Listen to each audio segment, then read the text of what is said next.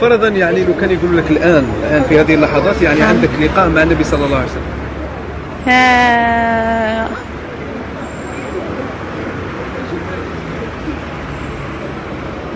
ما عنديش تعليق. يعني وش تطلبي منه مثلا؟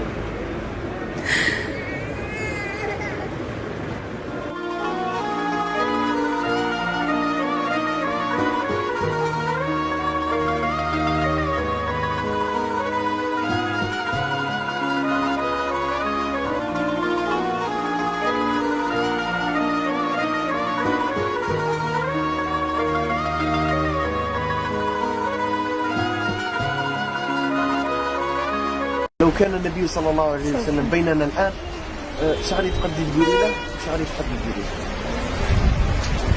له نحكي له شو صنع شو عم داين مسلمين ما صالح لي دايما مسلمين ما.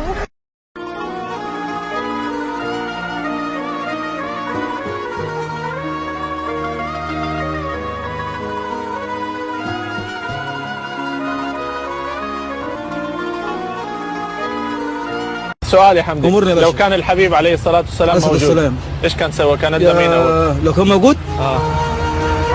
مش قادر اقول لك صراحة.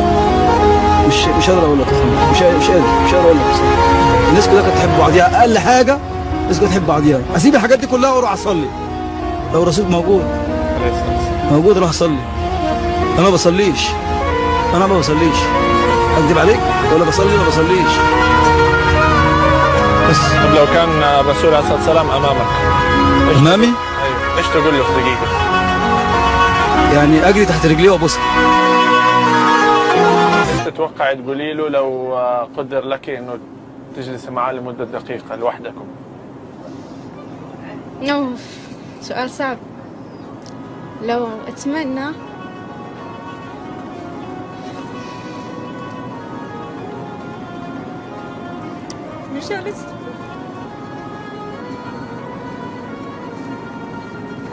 مجالسة النبي، يعني الواحد يتمناه في حلمه، بس لو الواقع لو علي أنا ياخذ بيشته يشيلني من الدنيا هذه. لو علي، لو على حسابي.